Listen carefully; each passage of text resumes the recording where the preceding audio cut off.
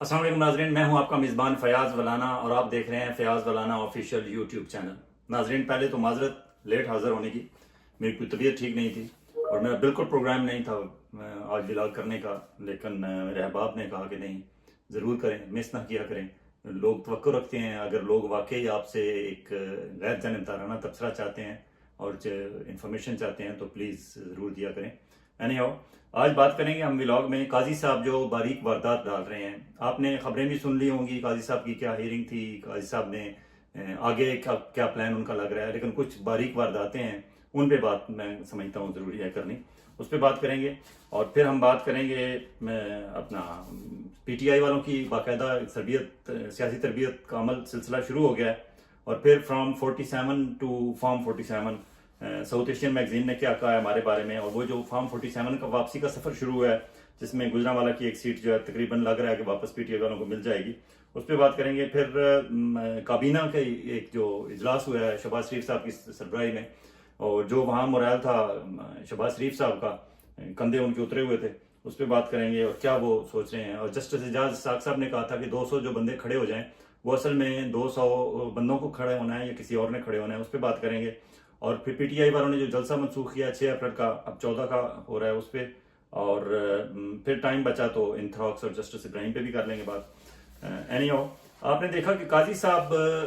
का जो अब लाइव दिखा रहे हैं काजी साहब, ऑब्वियसली तो लाइव दिखाने के कुछ फायदे भी हैं, नुकसान भी हैं। काजी साहब को भी अब रह रह के याद आ रहा होगा कि ये मैंने लाइव क्यों कर दिया है, क्योंकि काजी साहब और उनकी पूरी टीम और उनका सारा सिलसिला एक्सपोज हो रहा है इस सारे मामले में।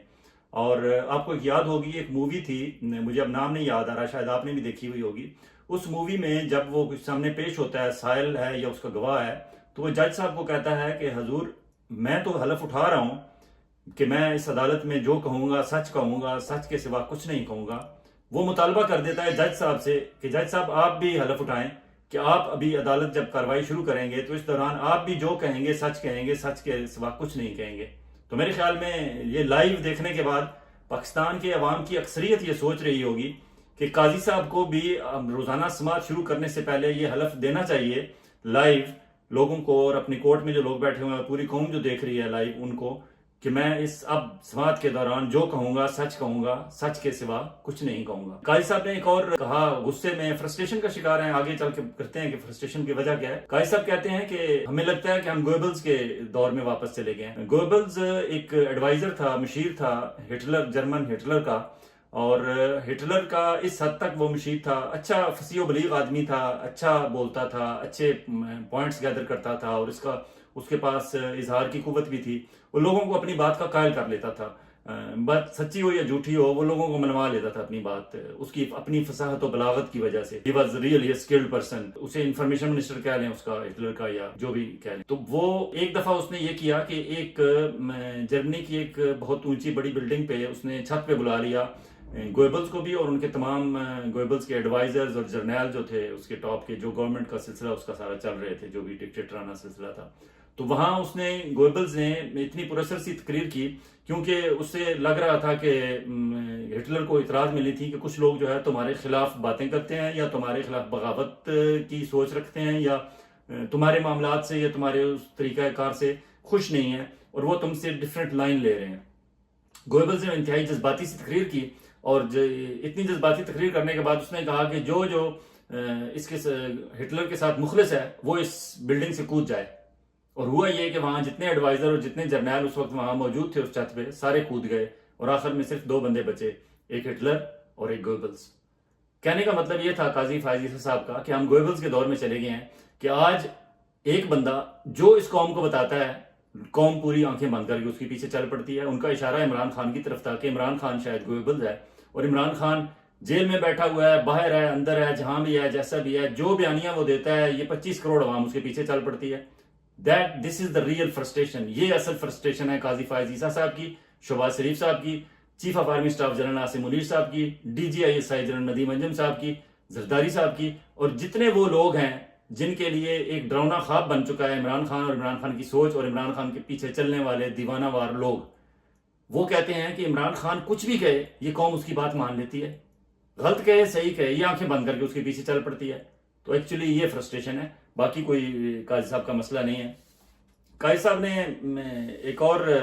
آپ نے دیکھا کہ وہ وضاحتیں کر رہے تھے. کہنے کے لیے انہوں نے کہا کہ میں پریشر نہیں لیتا, میں دباؤ نہیں لیتا, لیکن 1 گھنٹے تک وہ اور attorney general government of Pakistan کے نمائندہ ہیں, اٹارنی جنرل اور وہ ایک دوسرے پنگ پونگ کھیلتے رہے, یہ بات ادھر کریں وہ ادھر بات کریں. ٹوٹلی 1 گھنٹے کی قاضی صاحب کی جو ابتدائی سپیچ تھی اس کا مقصد صرف ایک تھا کہ وہ اپنی وضاحت پیش کر رہے تھے, اپنے آپ کو کلیئر کرنے کی کوشش کر رہے تھے, اور گورنمنٹ آف پاکستان شہباز شریف صاحب کو کلیئر کرنے کی کوشش کر رہے تھے. اس کے علاوہ کچھ نہیں تھا. لیکن اس کے بعد جب جسٹس منصور علی شاہ بولے, جسٹس اطہر من اللہ بولے اور باقی جج صاحبان 1-1 منٹ بولے, اطہر من اللہ کی 1 منٹ کی سٹیٹمنٹ اور منصور علی شاہ کی 1 منٹ کی سٹیٹمنٹ قاضی صاحب کے 1 گھنٹے کی سپیچ کے اوپر حاوی تھی. اب دیکھتے ہیں کہ قاضی صاحب کے لیے مسائل کیا ہیں. 3 مسائل ہیں قاضی صاحب کے لیے. ایک مسئلہ ہے ان کا عوامی دباؤ, جسے وہ سوشل میڈیا کا دباؤ کہہ رہے ہیں, وہ ہے. اور دوسرا ان کے مسئلہ ہے اسٹیبلشمنٹ کو کس طرح اس معاملے سے ان کے ساتھ کیا سلوک کرنا ہے, اور پھر گورنمنٹ. اب قاضی صاحب جو عوامی دباؤ کی بات کرتے ہیں, سماجی دباؤ کی, سوشل میڈیا کے دباؤ کی, وہ دور چلا گیا جب ہم سنتے تھے کہ جج صاحبان صبح اخبارات تک نہیں پڑھتے اور ٹیلی ویژن تک نہیں دیکھتے, اس وجہ سے کہ اگر ٹیلی ویژن پر دیکھیں گے یا ٹیلی ویژن پہ جو ڈسکشن ہوتی ہیں یا اخبارات پڑھیں گے تو اس میں آرٹیکل پڑھیں گے, خبریں پڑھیں گے, جو وہاں لوگوں کی آراء ہوں گی وہ پڑھیں گے, تو اس سے ان کا اثر انداز ہو سکتی ہے وہ رائے ان کے اپنے مائنڈ پہ, اور کیس کی ہیئرنگ ایفیکٹ ہو سکتی ہے. وہ جج صاحبان اتنے آنیسٹ ہوتے تھے کہ وہ بالکل فریش مائنڈ کے ساتھ آتے تھے, صرف فوکس کرتے تھے فیکٹس پہ, اور جس طرح کیس چل رہا ہوتا تھا اس پہ دیکھتے تھے, اور قانون قاعدے کی نظر میں, آئین کی نظر میں فیصلہ سناتے تھے, اخبارات تک نہیں پڑھتے تھے. اب قاضی صاحب چیخ کر کہہ رہے ہیں کہ جی وہ دباؤ ہے, سوشل میڈیا دباؤ ہے, یہ ہے وہ ہے. کہتے ہیں میں دباؤ نہیں لیتا, لیکن ان کی تمام پریشانی نظر آ رہی تھی کہ دباؤ ہے. اور قاضی صاحب جو ہے صرف خود ہی نہیں بلکہ ان کی مسز سرینا کا فائز عیسیٰ اللہ انہیں زندگی دے, وہ بھی بڑی ایکٹیو ہیں. اور قاضی صاحب نہ بھی دیکھیں تو وہ ٹیلی ویژن دیکھ لیتی ہیں, اخباریں پڑھ لیتی ہیں, ٹویٹس دیکھ لیتی ہیں, اور وہ قاضی صاحب کے پہ اثر انداز ہو جاتی ہیں. قاضی صاحب اس وقت فلی انڈر پریشر ہیں سوشل میڈیا کے, اور سوشل میڈیا پہ آپ کو پتا ہے میجورٹی جو ہے وہ عمران خان کے حق میں ہے, عمران خان کے موقف کے حق میں ہے, اور قاضی صاحب کو وہاں مشکلات پیش آ رہی ہیں. اور جو یہ 6 ججز نے لیٹر لکھا ہے اس میں بھی اکثریت لوگ 6 ججز کو ہی ہیرو, قوم کا ہیرو قرار دے رہے ہیں کہ بالآخر کسی نے تو آواز اٹھائی, کسی نے تو کہا کہ ہمارا گلا دبایا جا رہا ہے, کسی نے تو کہا ہماری آزادی سلب کر لی گئی ہے, اور انہوں نے ود ایویڈنس کہا. تو قاضی صاحب کے لیے یہ پریشر ایک تو بنا ہوا ہے. دوسرا, قاضی صاحب کے لیے اسٹیبلشمنٹ کی طرف بات کرتے ہوئے قاضی صاحب کے پر جلتے ہیں. قاضی صاحب کا وہ جتنا ایک لبادہ انہوں نے اوڑا ہوا تھا سول سپریمیسی کے چیمپئن کا, وہ سارا اتر گیا ہے ٹوکن والے پینٹ کی طرح. اور قاضی صاحب لیکن اس عرصے کے دوران قاضی صاحب ایک بندے کو نہیں بھولتے, فیض حمید کو. جہاں جنرل فیض حمید کے حوالے سے کوئی بات آئے, ایک دم قاضی صاحب کا جو وہ پرانا سول سپریمیسی کا چیمپئن کا جو وہ انہوں نے اپنے اوپر ایک ملمہ کاری کی ہوئی ہوتی ہے, وہ فوراً آ جاتی ہے, اور قاضی صاحب کہتے ہیں جی کہ ایکس جرنیلوں نے یہ کیا. آج جو جرنیل ہیں عاصم منیر صاحب چیف آف آرمی اسٹاف, اور ان کے DGISI جنرل ندیم انجم صاحب, ان کے بارے میں قاضی صاحب کے پر جلتے ہیں, ان کا ذکر نہیں کرتے. لیکن پرانی کوئی بات کی جائے قمر جاوید باجوہ دور کی یا فیض حمید دور کی, یا اس وقت جو وزیر قانون تھے فاروق نسیم وغیرہ, جو انہوں نے ان کے خلاف قاضی صاحب کے خلاف کیا, وہاں قاضی صاحب کی وہ رگ پھڑکتی ہے. لیکن موجودہ کے بارے میں نہ, بالکل بہت مشکل ہے. اور پھر قاضی صاحب کا ایک اور مسئلہ ہے, قاضی صاحب کا سب سے بڑا مسئلہ ہے حکومت کا کس طرح بچانا ہے. پوری کوشش ہے ان کی کہ شہباز شریف کی طرف انگلی نہ اٹھے, پوری کوشش ہے ان کی کہ حکومت بچ جائے. کیوں؟ کہ وہ لندن پلان انہیں یاد آتا ہے, ہائے وہ توسیع, وہ ایکسٹینشن, وہ جو ٹینیور پوسٹنگ 3 سال کی ملنی ہے قاضی صاحب کو, جو مبینہ طور پر ان کا ایگریمنٹ ہے میاں نواز شریف اینڈ شہباز شریف وغیرہ کے ساتھ. تو وہ ان کو کھٹکتی ہے کہ اگر یہ جس طرف یہ 6 ججز لے کے جا رہے ہیں معاملے کو, اور جس طرح ہیئرنگ جا رہی ہے, اور پبلک کا پریشر ہے, اور سوشل میڈیا کا پریشر ہے, اور وکلاء کا پریشر ہے, اور کمیشن بنایا, کمیشن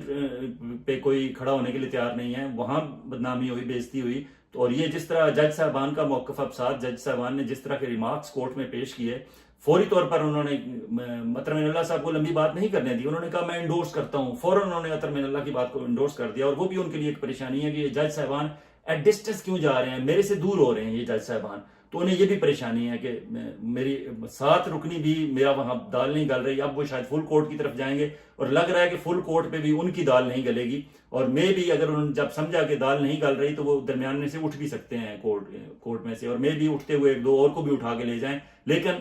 بھاگنا پڑے گا قاضی صاحب کو, اور اگر نہ بھاگے تو فیصلہ کم از کم ان کے خلاف نظر آتا ہے. اگر فیصلہ ان کے خلاف نہ بھی آئے, کم از کم ریمارکس اتنے اس کی ہیئرنگ کے دوران ان کے خلاف اور 6 ججز کے حق میں آ جائیں گے کہ فضا ایسی بن جائے گی کہ قاضی صاحب کے پاس کوئی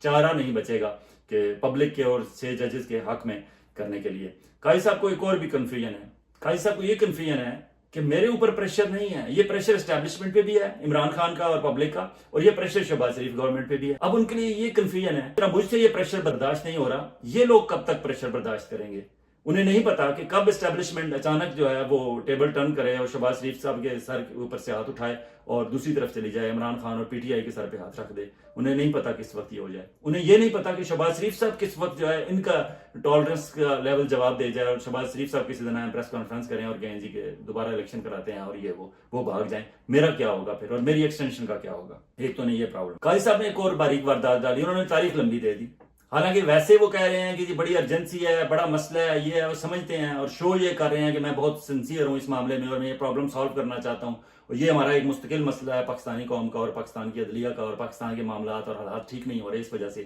کیونکہ عدلیہ صحیح طور پر کام آزادی سے کر نہیں رہی، اور واقعی یہ ہوتا ہے جس ملک میں عدلیہ نہیں کام کر رہی اس میں باقی اداروں نے کیا کام کرنا ہے۔ شو ارجنسی کی ہے لیکن ڈیٹ انہوں نے 29 اپریل کی دے دی ہے۔ اتنی لمبی تاریخ دینے کے پیچھے وجہ کیا ہے؟ قاضی صاحب اس سے 3 ریزلٹس لینا چاہتے ہیں لمبی تاریخ دینے سے۔ ایک تو وہ یہ چاہتے ہیں کہ یہ لندن پلان کا جو میرے ساتھ ڈیل ہوئی تھی، جو سودا ہوا تھا، وہ جلدی کرو، سودا مکاؤ۔ وہ کہتے ہیں کہ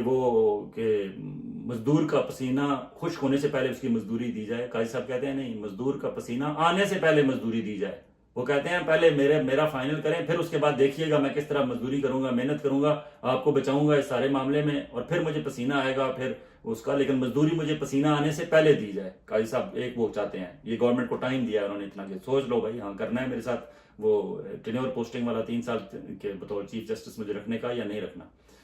پھر اگر وہ نہ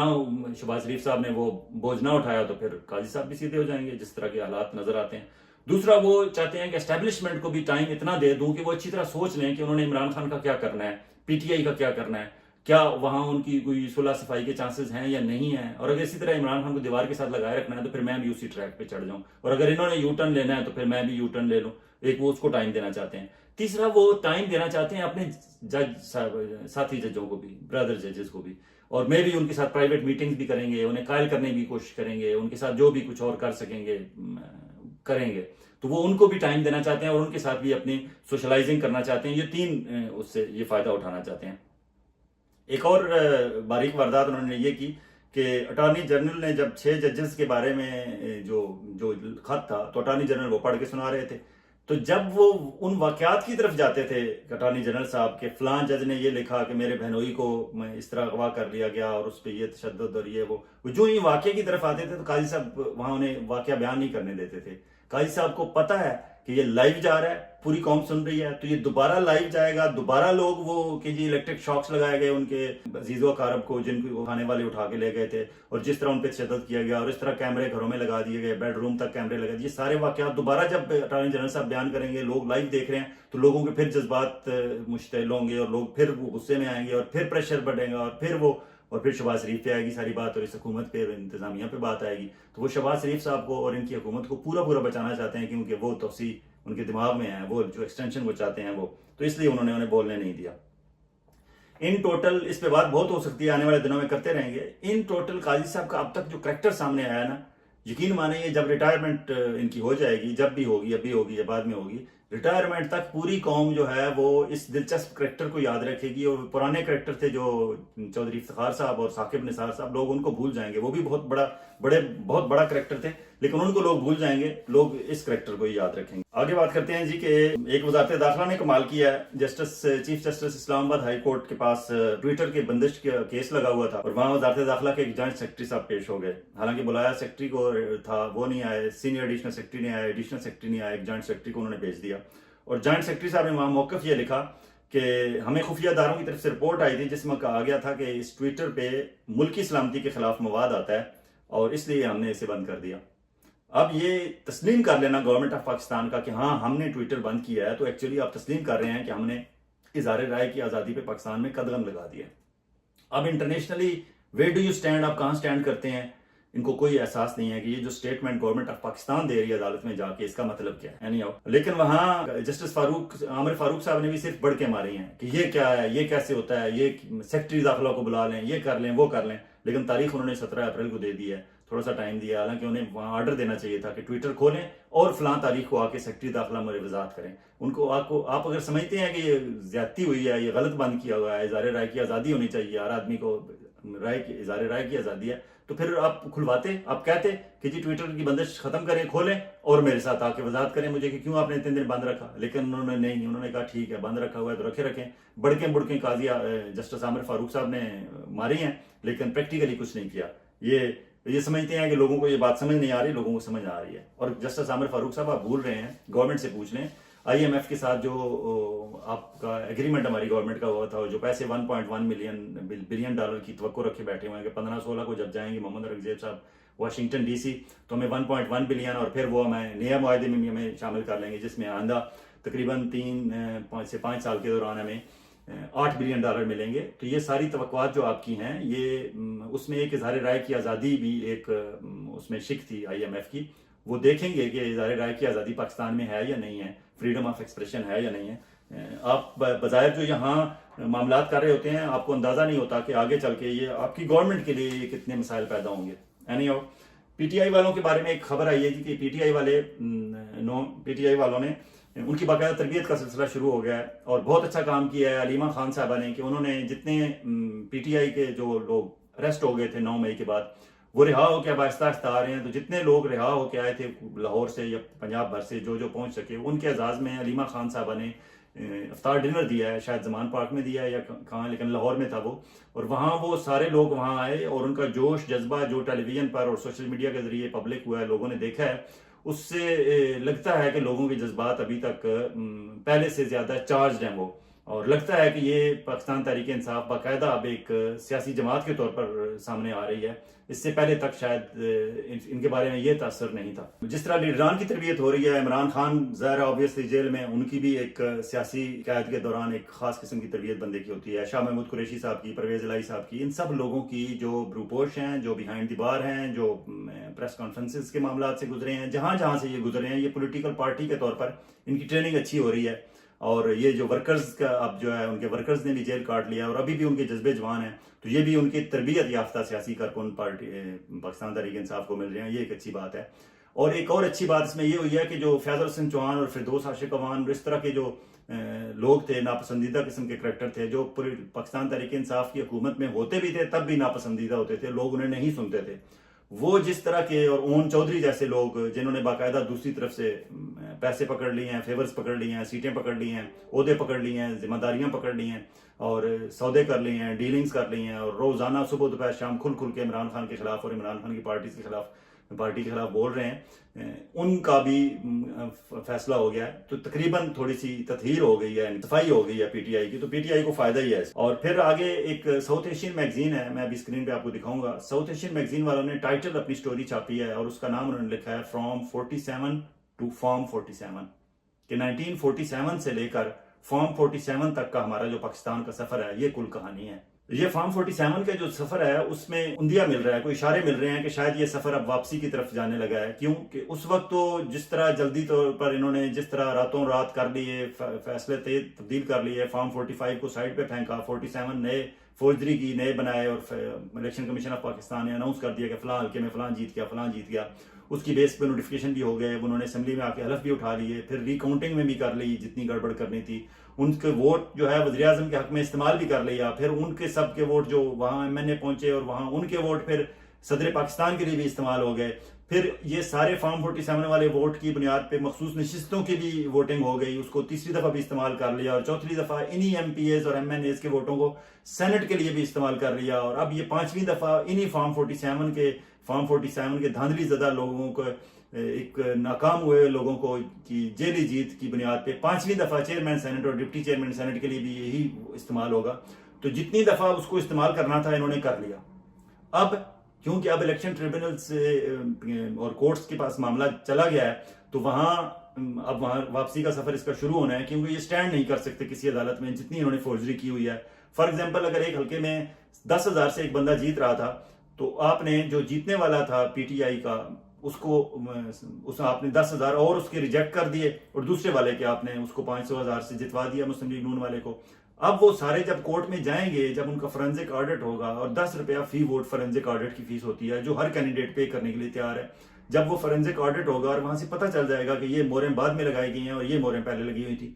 تو پھر یہ سارے کیسز واپس ہوں گے. فار ایگزامپل NA 81 گجرانوالہ کا کیس ہے، اس کا گزشتہ روز لاہور ہائی کورٹ نے نوٹیفیکیشن جو ہے جیتا ہوا جو مسلم لیگ نون کا اطہر قیوم نعرہ تھا کہ اظہر قیوم نعرہ، ان کی جیت کے نوٹیفیکیشن پر عمل درآمد روک دیا ہے لاہور ہائی کورٹ نے، اور بلال اعجاز ورک جو پی ٹی آئی کے وہاں جیتے ہوئے تھے، اور یہ 7,000 ووٹوں سے جیتے ہوئے تھے، اور بعد میں دوبارہ گنتی میں ان کے 10,000 ووٹ جو ہے ریجیکٹ کر دیے گئے اور انہیں ہروا دیا گیا. اور یہ وہاں سے اگر اس کا نوٹیفیکیشن ہو گیا کہ روک دیں اس پر عمل درآمد، اور آبویسلی اب ڈیٹیل میں جب ڈیسیژن اس پہ بحث ہوگی یا انویسٹیگیشن ہوگی تو چانسز ہیں کہ یہ جیت جائیں گے NA81 سے پی ٹی آئی کے بلال اعجاز ورک. اسی طرح کے اور حلقے جو ہیں وہ ایک ایک کر کے، تو اب لگتا ہے کہ یہ فارم 47 کا واپسی کا سفر بھی شروع ہونے والا ہے. آگے جی کابینہ کے اجلاس کی بات کرتے ہیں. شہباز شریف صاحب نے کابینہ کا اجلاس کیا ہے، رسمی کا اجلاس تھا اور ماتمی سے اجلاس کیا لیں اسے، کہ اس میں کوئی خاص جس طرح کے باقاعدہ جو گورنمنٹ ہوتی ہے، جو میں نے بہت عرصہ کیبنٹ کو بھی بطور رپورٹر کور کیا ہے، پرائم منسٹر نواز شریف کو بھی بطور رپورٹر کور کیا ہے، بینظیر بھٹو جب پرائم منسٹر تھیں انہیں بھی ایز اے بیٹ رپورٹر کور کیا، تو مجھے پتہ ہے کیبنٹ کی میٹنگز کس طرح ہوتی ہیں اور کیبنٹ پرائم منسٹر کا وہاں کس طرح کیا پرفارمنس ہوتی ہے. بہت بھرپور اجلاس ہوتے ہیں، 2-2 3-3 4-4 گھنٹے کے اجلاس ہوتے ہیں، اور لمبا چوڑا ایجنڈا ہوتا ہے جس میں بہت اہم فیصلے ہوتے ہیں. لیکن یہ جو ابھی آخری اجلاس ہوا ہے کابینہ کا شہباز شریف صاحب کا، اس میں 1-2 ایجنڈا آئٹم ایسے تھے جو واقعی کابینہ کے ایجنڈا آئٹمز لگتے تھے. ادروائز وہاں مورائل انتہائی ڈاؤن تھا شہباز شریف صاحب کا، ان کی پوری کیبنٹ کا ڈاؤن تھا. شہباز شریف صاحب صرف وضاحتیں کرتے رہے وہاں، اور انہوں نے کہا جی کہ ہم نے چیف جسٹس آف پاکستان سے جو ملاقات میں نے کی تھی وہ میں نے کیوں کی، اس کی وضاحت کی انہیں، کیونکہ آبویسلی انہیں نظر آ رہا ہے کہ انہوں نے غلط کام کیا اور اس کی شاید انہیں بھگتنا پڑے. انہیں لگ رہا ہے کہ انہوں نے غلط کام کیا اور اس کی انہیں بھگتنی پڑے گی آگے چل کے. تو ابھی وضاحت انہوں نے اپنی کیبنٹ کو بھی پیش کی اس کی. پھر انہوں نے وہاں یہ وضاحت کی کہ صدق جیلانی صاحب کو ہم نے ان سے بات کی تھی تو وہ انہوں نے ایکسیپٹ کر لیا تھا کمیشن کی سربراہی، اس کے بعد انہوں نے انکار کیا. اب ایک اور انہوں نے یہاں اس میں یہ کیا کہ PIA کی نجکاری پہ انہوں نے زور دیا کہ یہ ہم فوری طور پر کرنے لگے ہیں. 3 جون شاید اس کی نیلامی کی ڈیٹ آ گئی ہے، اور اس سے پہلے یہ جو مین ایئرپورٹس ہیں ہمارے چلتے ہوئے ایئرپورٹس، لاہور ایئرپورٹ، اسلام آباد ایئرپورٹ، کراچی ایئرپورٹ، جہاں سے اچھا بزنس سول ایویشن اتھارٹی والے اٹھاتے ہیں، ان کی پرائیویٹائزیشن کا کام انہوں نے کہا ہم نے تیز کر دیا ہے. اور ترکی کی کمپنیوں کو ہم دعوت دے رہے ہیں کہ وہ آئیں اور وہ اس میں دیکھیں ہمارے ایئرپورٹس اور لے لیں جو اٹھانا ہے اٹھا لیں. اب دیکھ لیجئے گا اس کی بیک اینڈ پہ اگر اب چیک کیا جائے تو سلمان شہباز صاحب اس وقت ترکی پہنچ چکے ہوں گے، اور وہاں وہ ترکی کی کمپنیوں کے ساتھ ان کے معاملات بیک اینڈ پہ انہوں نے شروع کر دیا ہوں گے. اور میں بھی چائنا کا بھی وہ وزٹ کریں تو سلمان شہباز وہ نوجوان ہے ان کی فیملی کا جو بیک اینڈ پہ بیٹھ کے یہ سارے سودے کرتا ہے، اور وہ جو لٹو اور پھٹو یہ وہ دور شروع ہونے والا ہے، کیونکہ انہیں کوئی پتہ نہیں کس وقت ان کی حکومت ختم ہو جائے. تو یہ کہتے ہیں جاتے جاتے جو چیز بیچنی ہے گھر کی، جو سامان بیچنا ہے، جس طریقے سے بیچنا ہے، جتنے ہونے پونے دموں بیچنا ہے، اپنے لوگوں کو بیچنا ہے، جو فائدے اٹھانے ہیں مالی اٹھا لیں کر لیں، یہ وہ کرنے لگے ہیں. اور والٹن ایئرپورٹ کا تو قصہ آپ نے سنا ہی ہوگا کہ والٹن ایئرپورٹ جو لاہور کے بالکل وسط میں ہے، انتہائی قیمتی اربوں روپے کی زمین ہے، اس کو 350 ارب روپے کا جو private aircraft owners and operators association ہے ان کا باقاعدہ سرکولیٹ کر رہا ہے سوشل میڈیا پہ لیٹر. انہوں نے کہا ہے کہ یہ اتنی مہنگی زمین تھی، 350 ارب روپے کی زمین ہے، اور جو انہوں نے 50 ارب میں بیچ دی ہے، اور اس کے اگینسٹ انہوں نے مریدکے کے پاس ایک کھلی زمین لے لی ہے جو انتہائی سستی زمین ہے. آبویسلی والٹن ایئرپورٹ بالکل شہر کے اندر تھا، اسے باہر موو ہونا چاہیے تھا. موو ہونا تو اچھی بات ہے، اچھا فیصلہ ہے، باہر جانا چاہیے. پتہ نہیں اب مرید کے کتنے دور گئے ہیں اور وہاں بھی کل تک شہر آباد ہو جائے گا، پھر اس کا کیا ہوگا. لیکن وہاں سے زمین کی خریداری اور زمین کے جو بھی معاملہ ہے وہاں سے بھی کمیشن مافیا جو ہے اپنے پیسے بنائے گا. اور ادھر سے یہ جو 50 ارب میں بیچ کے گئے ہیں یہ 350 ارب ان کا اندازہ ہے کہ، اور اگر یہ اوپن آکشن ہوتی تو میں بھی یہ 350 ارب سے بھی آگے نکل جاتی والٹن ایئرپورٹ کی زمین. لیکن یہ لٹو پھٹو گروپ یہ واردات کر رہا ہے. صدق جیلانی صاحب کا سٹیٹمنٹ آئی ہے جی، مہر بخاری کو بھی انہوں نے انٹرویو دیا ہے، اور بھی 1-2 رپورٹر سے ان کی بات ہوئی ہے. انہوں نے کہا ہے جی کہ میرے ضمیر کا دباؤ تھا اور کوئی وجہ نہیں تھی. اور انہوں نے کہا کہ مجھے جو ٹرمز آف ریفرنس بتائے گئے تھے اس کمیشن کے وہ زبانی بتائے گئے تھے، اور جب میرے سامنے آئے تو وہ ٹھیک نہیں تھے، اور اصل میں کوئی دباؤ نہیں تھا، ضمیر کا دباؤ تھا. اور یہ ضمیر کا دباؤ جو ہے یہ بیسیکلی ایک تو ضمیر کا دباؤ بندے کے اندر بھی ہوتا ہے اپنا، اور لیکن وہ اپنا جو ضمیر کا دباؤ ہوتا ہے وہ کبھی کبھی پرکشش مرات ہوں یا ریٹائرمنٹ کے بعد دوبارہ ایک جاب نظر آ رہی ہو، چاہے فیو منتھس کے لیے ہو، آبویسلی اس کے ساتھ مرات اٹیچ تھیں، اور ایک عہدہ، رتبہ، ایک امپورٹنس، ایک اہمیت یا قومی ذمہ داری کی ایک ذمہ داری مجھے مل گئی ہے، مجھے یہ ادا کرنی چاہیے بطور x chief justice of Pakistan.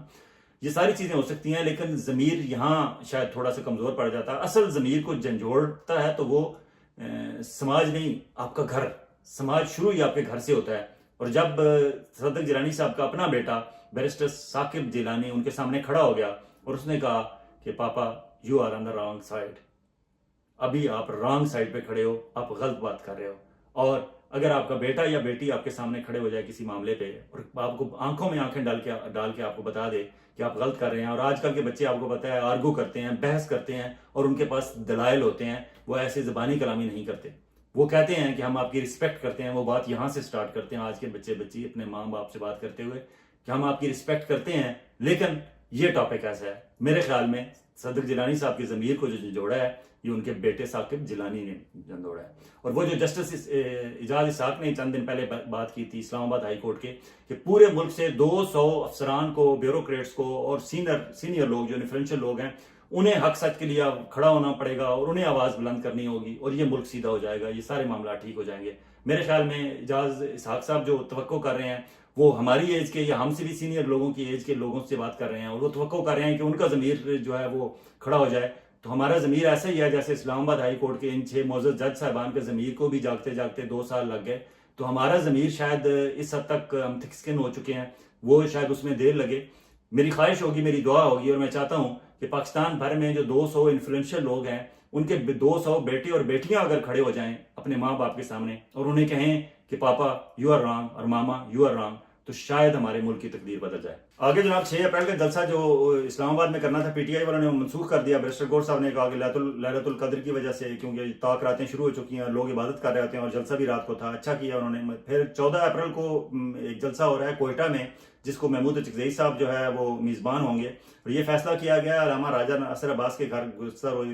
افطار پارٹی تھی، اس میں سارے لیڈران گئے ہوئے تھے جن کو انہوں نے مدعو کیا ہوا تھا جو اپوزیشن کے لیڈران ہیں اس وقت، اور وہاں یہ فیصلہ کیا گیا کہ عید کے بعد ایک جو ہے گرینڈ الائنس اناؤنس کیا جائے گا جس میں 5-6 پارٹیز اب تک فائنل ہو چکی ہیں، باقی مزید سے رابطے جاری ہیں۔ تو یہ ایک 14 اپریل سے ان کا جلسہ ہوگا۔ اس کے علاوہ اسلام آباد میں جو جلسے کی ڈیٹ مانگ رہے ہیں پی ٹی آئی والے، شاید وہ بھی اگلے ویکنڈ تک وہ بھی سامنے آ جائے گی۔ ایک اور عمران خان صاحب نے کیا کہ فوکل پرسنز انہوں نے چینج کر دیے ہیں، شیر افضل اور عمیر نیازی کا نام کاٹ دیا ہے، گور خان، شبلی، فراز، عمر ایوب، ان کا نام فائنل ہو گیا کہ یہ فوکل پرسن ہوں گے، اور یہ جو نئی ٹیم انہوں نے بنائی ہے اس کے نتیجے میں آج جو ہے ملاقات ہو بھی گئی ہے جس میں شبلی، فراز، عمر ایوب جو سیکرٹری جنرل پارٹی کے اتنی کوششوں کے بعد پہلی دفعہ عمران خان سے ان کی ملاقات ہوئی، گور خان تھے اور لوگ تھے، تو یقیناً اب وہاں سیاسی لوگ عمران خان سے ملنا شروع ہو گئے ہیں، تو اس کا مطلب ہے 7 لیڈران ملے ہیں، کوئی بہتر ڈسکشن ہوئی ہوگی اور وہاں سے کوئی بہتر فیصلے پی ٹی آئی کے باہر نکلے ہوں گے۔ شیر افضل مروت صاحب نے کہا ہے کہ جی میں